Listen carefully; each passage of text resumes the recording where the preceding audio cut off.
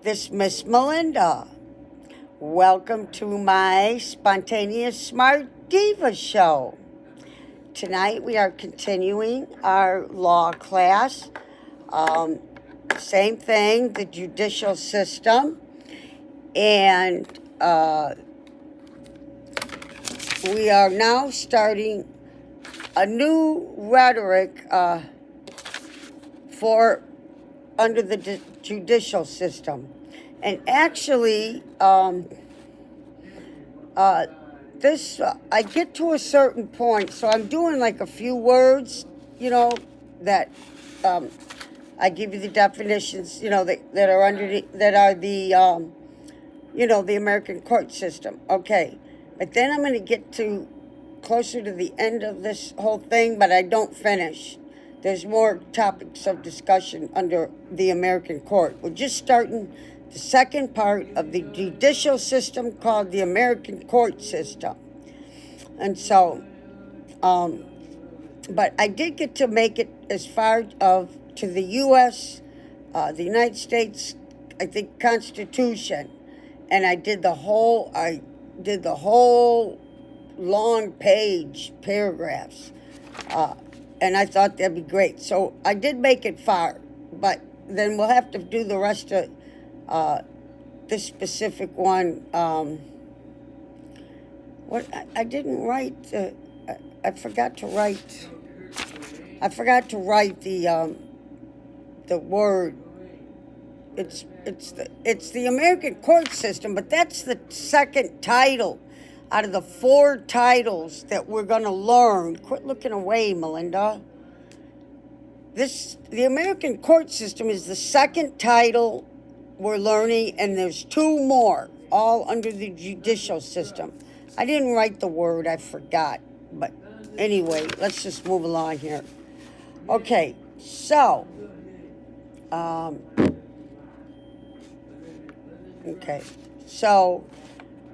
judicial system, the American court system. This is the second title of out of the 4 we're studying for the judicial system. This is the American court system. Article 1, it's got 3 Roman numerals, so I guess Article 3, I don't know, Section 1 of the U.S. Constitution creates the federal judicial system. It says, quote, in the judicial power of the United States shall be vested in one Supreme Court, and in such inferior courts as the Congress may form, as the Congress may form time to time, ordain and establish, unquote. Sections 2 and 3 spell out the extent of the judicial power afforded the Supreme Court and the subordinate federal courts. In turn, the Constitution of the various systems in the various states have created state judicial systems, many of them similar to the federal. Okay. That's a bad place. I'm not going to do that again. Okay.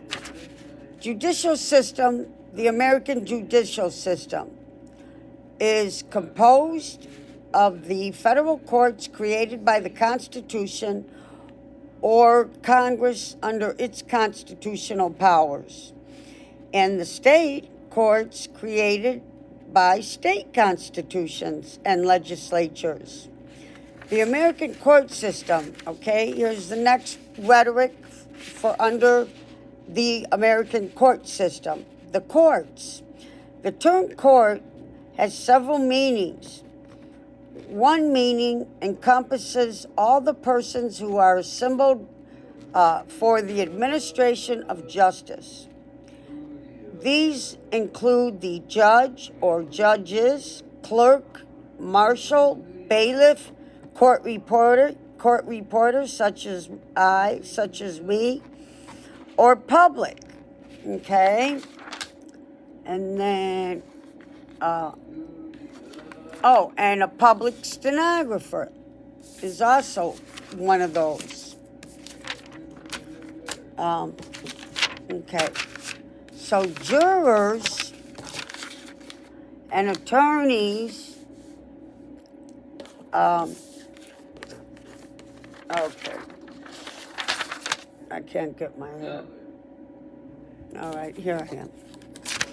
So, let's start over. So, public stenographer, that's the other one. Okay.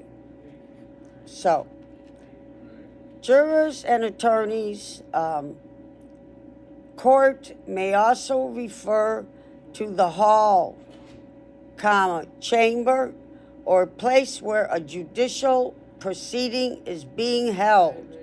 The courthouse includes the offices occupied by many of the persons associated with the administration of justice, and frequently the judge or judges themselves are referred to as the court. The two principal functions of courts are settling controversies between parties and deciding the rules of law applicable in a particular case. In general, the judicial process was carried out by the courts consists of interpreting the laws and applying them justly to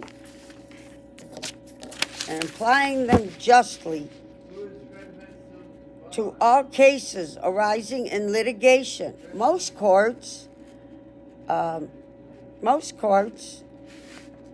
do not give advisory opinions. Exceptions exist, however, where the constitutions have some states permit the Supreme Courts of those states to render advisory opinions to the legislature or governor concerning the constitutionality of a statute. The American court system is what we're still under, of course, the second subject of this whole judicial system that I'm teaching you. Okay, so we're still on that same word. So jurisdiction, oh no, we got a new word, jurisdiction. Okay, so now we're under jurisdiction. Jurisdiction may be defined as the authority of court to hear a controversy or dispute, because there are federal and state courts. One of the first procedural states in bringing a suit is to decide the court in which it should be brought. Some courts have exclusive jurisdiction over certain matters, as is the case with tax or bankruptcy courts. But in many cases, there may be concurrent jurisdiction between two courts, as a state court and a federal district court. A court must have jurisdiction over either the parties or the property involved in the controversy. There are many federal and state statutes outlining the jurisdiction of the various courts. Original and appellate jurisdiction. Jurisdiction is either original or appellate. A court of original jurisdiction has the authority to receive the case when begun, to try the case, and to render a decision based on the law and facts presented. Okay. Appellate jurisdiction, which is set by statute of the authority, review or overrule or revise the action of a lower court. so it can go to a lower court. The American judicial system, we're continuing, I'm just reminding you. So at both the state and federal level is pyramidal and hierarchic. The courts at the top of the pyramid are Supreme Courts. Supreme Courts are normally appellate courts, although they may have original jurisdiction in some matters. Below the Supreme Appellate Courts are usually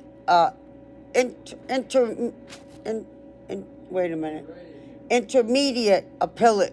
I think it's intermediate appellate courts. These courts,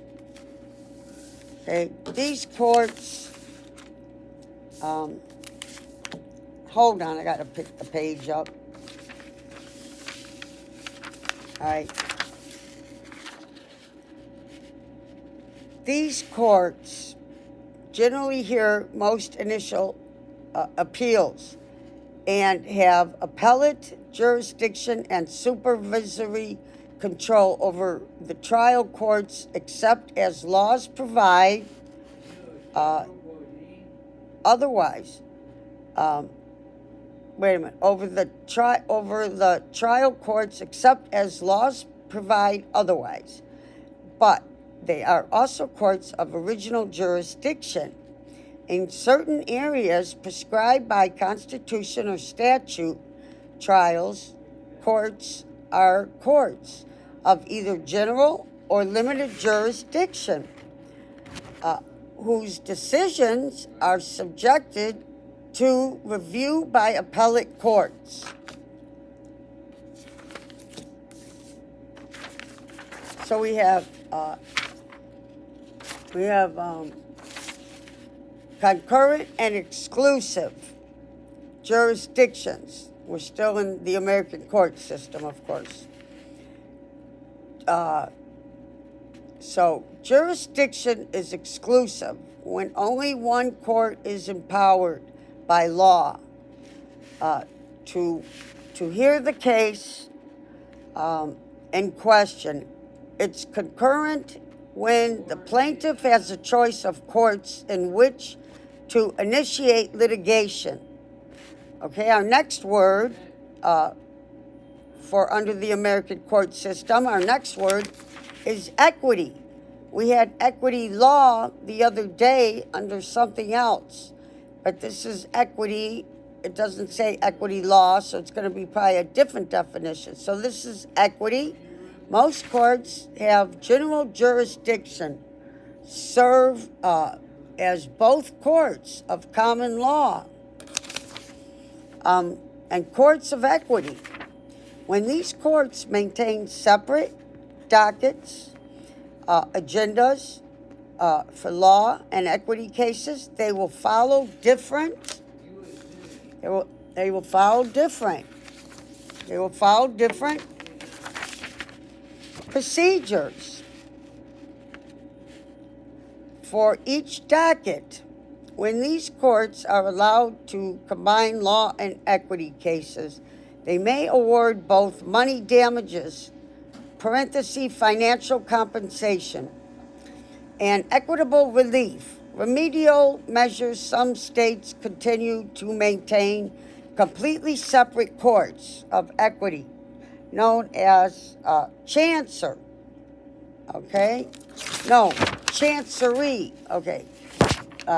As chancery. Chancery courts, or courts with chancery divisions that have equity jurisdiction. The judges in some courts of equity are called chancellors, and the judgments they render are usually called decrees with a C, decrees. So, courts of limited jurisdiction. So we're still with the American court system, and we have a new rhetoric, and it's courts of limited jurisdiction. Okay. So, some trial courts are courts of limited jurisdiction. Courts have limited jurisdiction, are ordinarily created by statute, and the jurisdiction is limited to those matters set forth in the statute. In the statute courts. In the statute courts of limited jurisdiction include federal courts, county courts, municipal courts, county districts courts, and juvenile courts and probate court. Courts of limited jurisdiction may have exclusive jurisdiction where the amount in controversy does not exceed a fixed amount. They may also have jurisdiction over minor criminal matters, such as misdemeanors or ordinance violations. A record may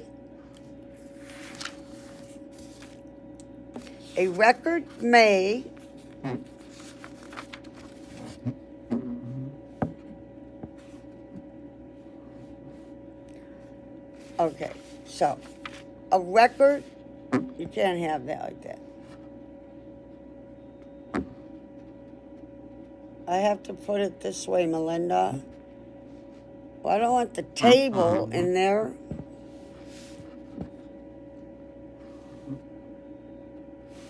You have to bring it up closer. This thing is in the way, is your problem. Oh my God, go back. Okay.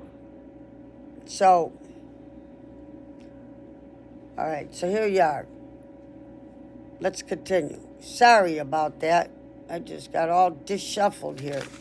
All right. Be kept in courts of limited jurisdiction. However, in small claims, divisioning.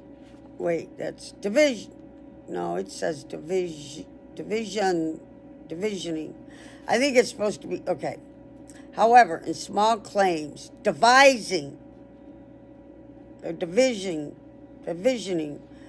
of district courts and in justice of the peace courts, municipal courts or magistrate courts, it may be that no verbatim record of the proceedings will be kept. All right, we got a new thing. The federal court system, which is under the American court system. We're still on the second subject out of the 4 we're doing for the judicial system. We're still under the second one, the American court system. But now we got a new rhetoric, and it's called the federal court system. Okay. The federal courts form a part of the federal judicial system, the jurisdiction of which is prescribed by Article 3 of the Constitution. The federal court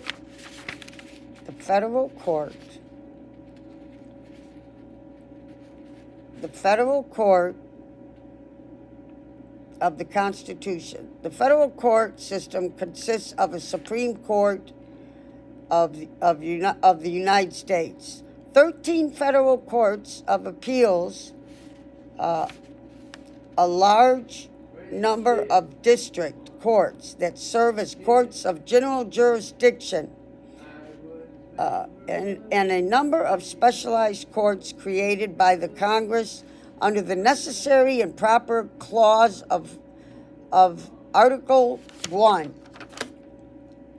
The judicial system, this is the Supreme Court of the United States. Okay, this is another system, but it's still under the American court system. But this one's a long one called the Supreme Court of the United States.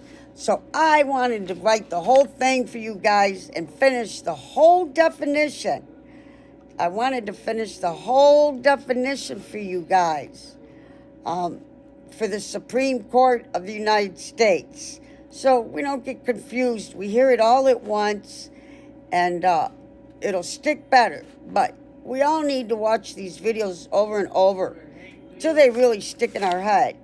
And all this rhetoric I'm doing under the judicial system, you should study all the ones I make for the judicial system, one after the other.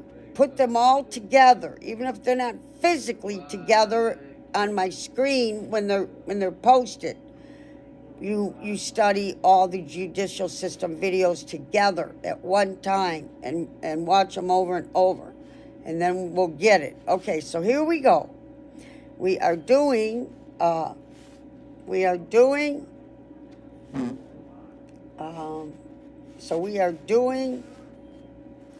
the Supreme Court of the United States. The Supreme Court of the United States was created in accordance with Article 3, Section 1 of the U.S. Constitution, and was organized on February 2nd, 1790. We were taught that in grammar school and probably again in junior high school, but I wouldn't remember that date. I wasn't real into school, you know. Now I am at 66 years old, but through grammar school and high school, I was just not real into studying that deeply, you know. But I studied good. I made good grades. And then I ended up going to 3 different colleges and getting my associate's degree in paralegal studies at McCormick College, downtown Chicago, on Madison Street and Michigan Avenue. All right, let's move on. So the Supreme Court of the United States was created in accordance with Article 3, Section 1 of the U.S. Constitution, and was organized on February 2nd, 1790. No, I didn't know it went all the way back to the century of 1790. The Supreme Court is made up of the Chief Justice of the United States and a number of associate justices. Currently, there are 8 associate justices. The president has the power to nominate the justices, and appointments are made with the advice and consent of the Senate. The Supreme Court's term runs from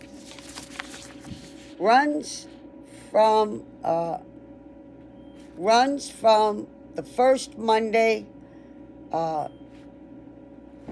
Here, I need to back up like this and sit back like that. That looks better. All right, the Supreme Court's term runs from the first Monday in October of each year until business is completed, usually about the end of June. The 9 justices sit in full court. 6 justices constitute, I think it's a quorum. It was hard for me. I got marker on it on my book, but I think it constitute a quorum is what I think the word is. And in parentheses, it says minimum number required to constitute a lawful bench. Okay, to constitute a lawful bench. But certain cases can be acted upon by a single justice acting as a circuit justice. Article 3, Section 2 of the Constitution defines the original and exclusive jurisdiction of the Supreme Court as number 1, all controversies between states, and 2, all actions or proceedings against ambassadors or other public ministers of foreign states or their domestic servants, not inconsistent with the law of nations. Okay. The court has original but not exclusive jurisdiction over, where'd it go? Now I lost my place. But not exclusive. The court has original, but not exclusive jurisdiction over, number one, all actions or proceedings brought by ambassadors or other public ministers of foreign states, or to which consuls or all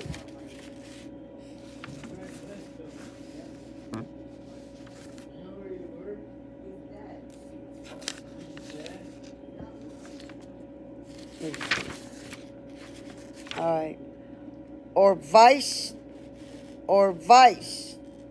consuls of foreign states are parties.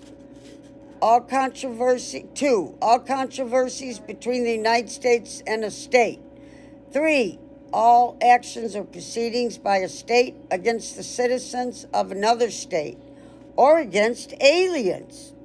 What do they mean about aliens? They mean aliens from outer space or aliens that are in our country illegally? I don't know. I seriously, honestly don't know which one it is. The court only occasionally hears cases in original jurisdiction. However, its chief function is as an appellate court. The Supreme Court may review cases from the U.S. Courts of Appeals, either by writ of certiorari,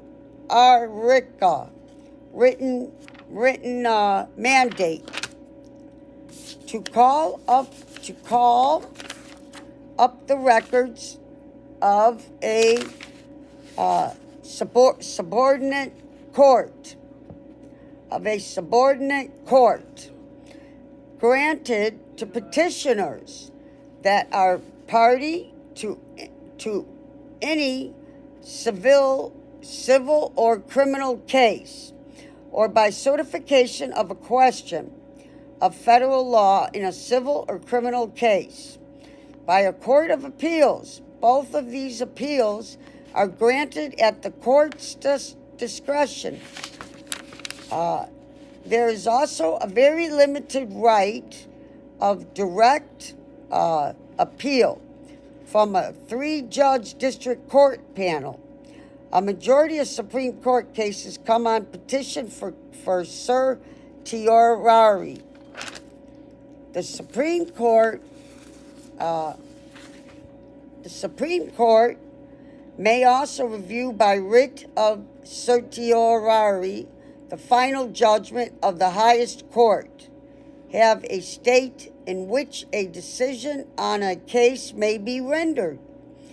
If one, there is a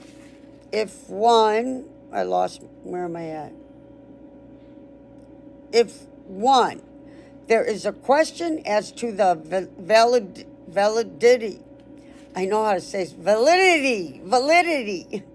validity of a treaty or statute of the United States. 2, the validity of a state statute has been questioned as being unconstitutional or illegal.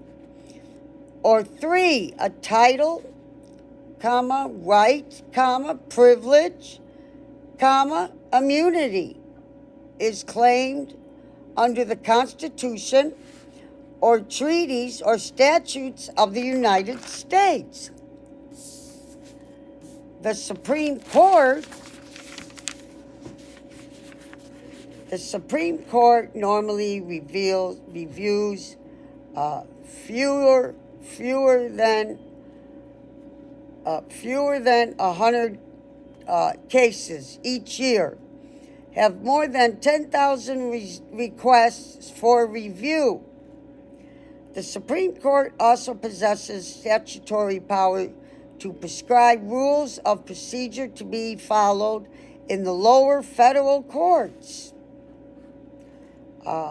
Studies are carried out and rules recommended by the Judicial Conference of the United States.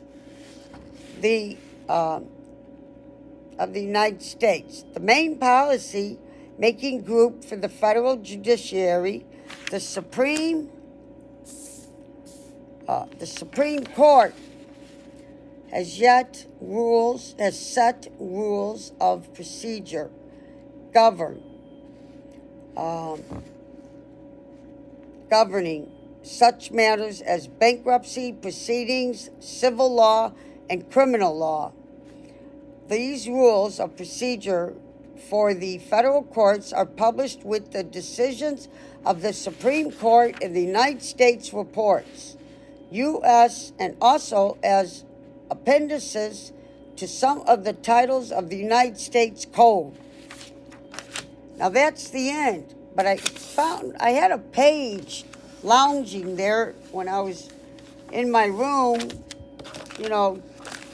doing my notes. And I found this one piece, and I don't know if it belongs with the American court system, but it sounds like it has a lot of the same words. So it's not numbered and it's not labeled, but I found it, and it's with the green marker that I did this, 22 pages, more than the other day. So this has got to be part of it because it's in this dark forest green. So I'm going to read this to you. Relationships of constitutions. Relationships have constitutions. Maybe that's it. I'm using shorthand, so it could be of or have. Relationships of constitutions. Relationships have constitutions. I don't know which one. Okay. Relationships of constitutions, statutes, and the courts. Because of the supremacy clause in the Constitution, federal laws must comply only with the federal Constitution. But the laws of any state must comply provisions of both the state Constitution and the federal Constitution. In a conflict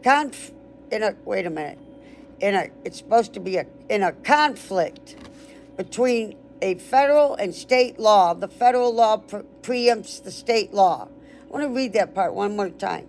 Any state must comply with provisions of both the state constitution and the federal constitution. In a conflict between a federal and state law, the federal law preempts the state law.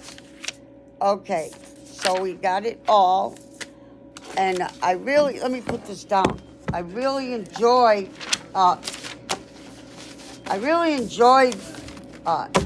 this whole class tonight because it all is under this the judicial system, and I'm only going to teach that until I finish all 4 of those titles. I might do some solar system a little bit here and there. But I really quit looking away, Melinda.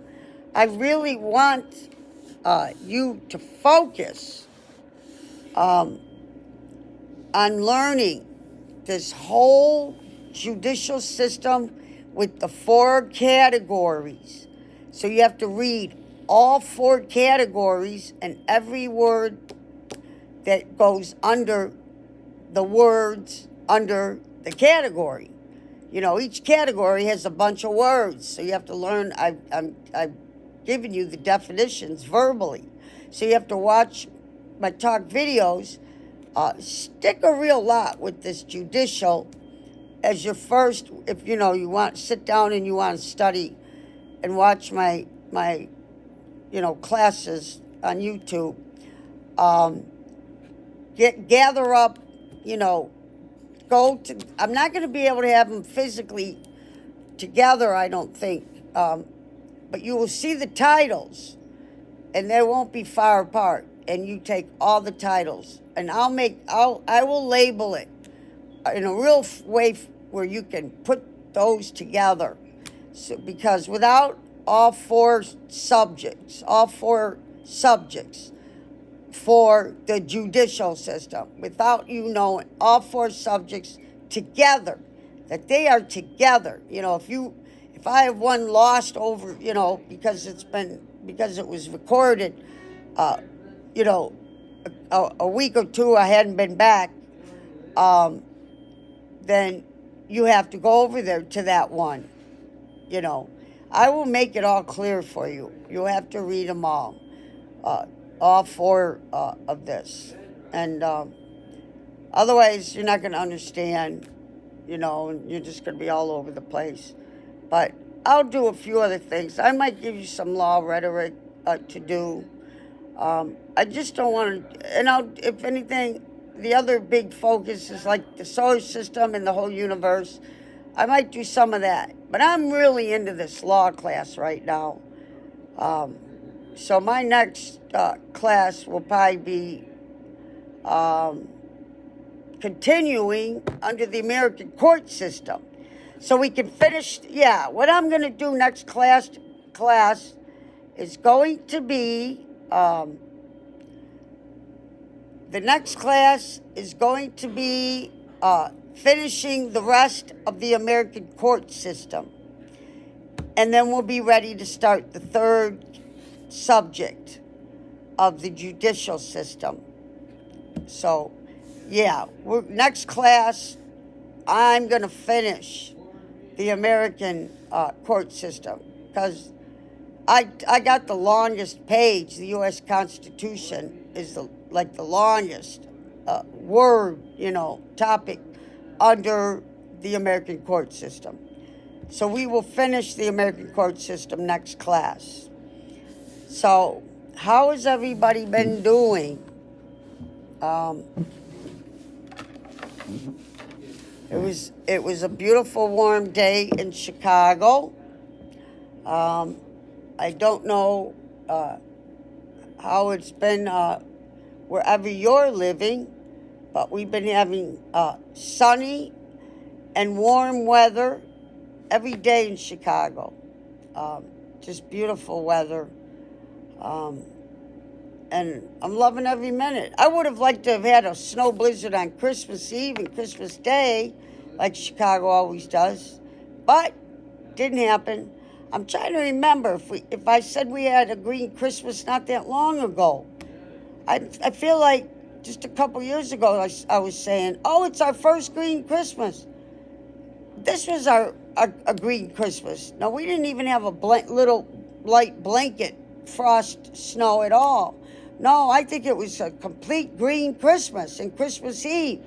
And on the 23rd, 24th, 25th, I'm running around without like a warm jacket. Yeah, it was like totally crazy. But, so I hope you guys are enjoying this class, because I really love law, and that's what I really am going to be. It's always going to be the main focus of my classes, even when I get done with, the judicial system. I got tons. We got a lot of work. I'm gonna teach law classes probably until I physically or mentally can't anymore. Yeah, that's how much I'm into law classes. I'm going to be teaching, look at the freaking people, Melinda. I'm going to be teaching the solar system and the whole universe the rest of my life also. And I will always find new subjects. But I have a book that has lessons. I'm talking everything you can think of. And you're going to get it one, little at a time, the white book stuff. But right now, I want to stay real intense with law and somewhat intense with the solar system and the universe. And then, and some, giving you some law rhetoric sometimes. And try to keep it basically like that. And once in a while, I'll slip in like I want to teach dinosaurs. I posted the first 2 parts for dinosaurs in my other account. So like I'm gonna do sometime. I might slip in a tweet or 2, or a class or 2. Dinosaurs. You wouldn't believe how much information they got on dinosaurs. I mean, I'm like, I never heard of so much. And they got birds, and they just have topics that you wouldn't even dream of. So we're going to be having lots of fun. So you should subscribe, because I'll probably throw in dinosaurs maybe in the next few days. Some of it. Yeah, that's not a subject that's going to distract you, from law and the universe. So things out of that white book, like birds and animals and cultures, and just everything. Any little thing I post once in a while out of those subjects, it's not going to distract you from my most important class, my law class, and then secondly the universe and that. But I love everything. I'm going to be educating wild animals and domestic animals. I love Africa, and we're just going to be studying everything for the rest of my life. And so you should subscribe, because it's not just you got to keep watching my videos. You'll get more and more. So if you subscribe, you're going to go, oh, I would have missed this. Oh, I would have missed that. This subject, you wouldn't believe. There's probably 50 subjects in this book at least, and a bunch of pages to each one. It's probably at least 50, and if you subscribe, you're gonna start getting ones that you go, oh, I really like this one. You got to watch the whole thing, because I change subjects when I'm doing my law class, or if I'm in the middle of the class, I will mainly do the class until I finish the education. Then I just like to sit and chat with you. And the reason my show is Melinda's Spontaneous Smart Diva Show is because I just talk spontaneous. I do not premeditate what I'm going to say to my followers and my students and fans. I do not premeditate. After my class, when I start talking, I just start talking, and I'm just talking. And I'm not thinking about what I'm going to say. I'm just rambling out from subject to subject. But that's what makes me such a great teacher. The manic is great because, I can just talk freely, spontaneously. And spontaneity, to me, is the funnest part of life. Spontaneity. Like John Lennon said, while you're busy making plans, life is happening. Yeah. So I'm into spontaneity. Don't plan, I'm going to say this and that, after class. Just let nature take its course, and I will talk to you. And it's always a pleasure. I always just seem to enjoy talking to you. And it just comes out spontaneously.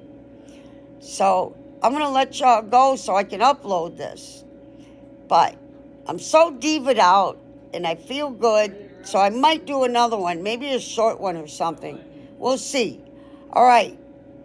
Everybody, subscribe to me and give me a chance. Keep watching my videos. And if you haven't watched all of them or many, watch more and subscribe. Watch more and subscribe. And, if you really can, go to the beginning and watch every one. You can watch a little at a time. You don't have to watch the whole show at one time either. Just, put a freeze on it, or just delete, the file, and just study as you want and watch as you want.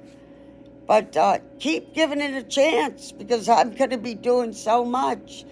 So subscribe. Come on and subscribe and have fun with us. All right.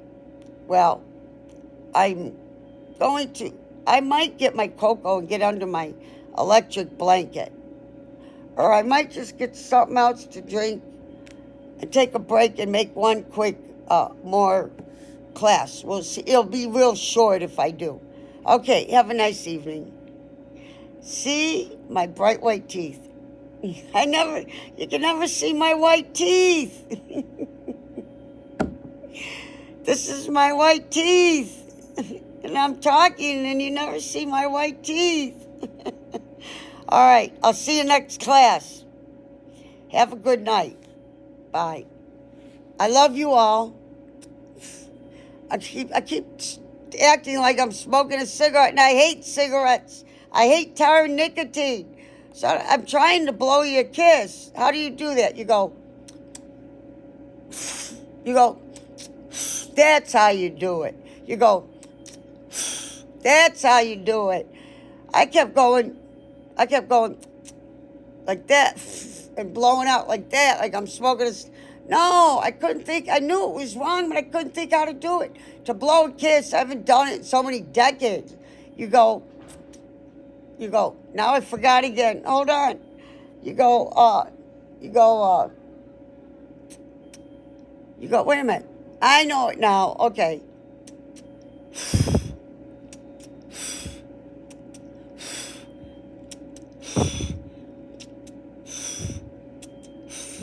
Okay.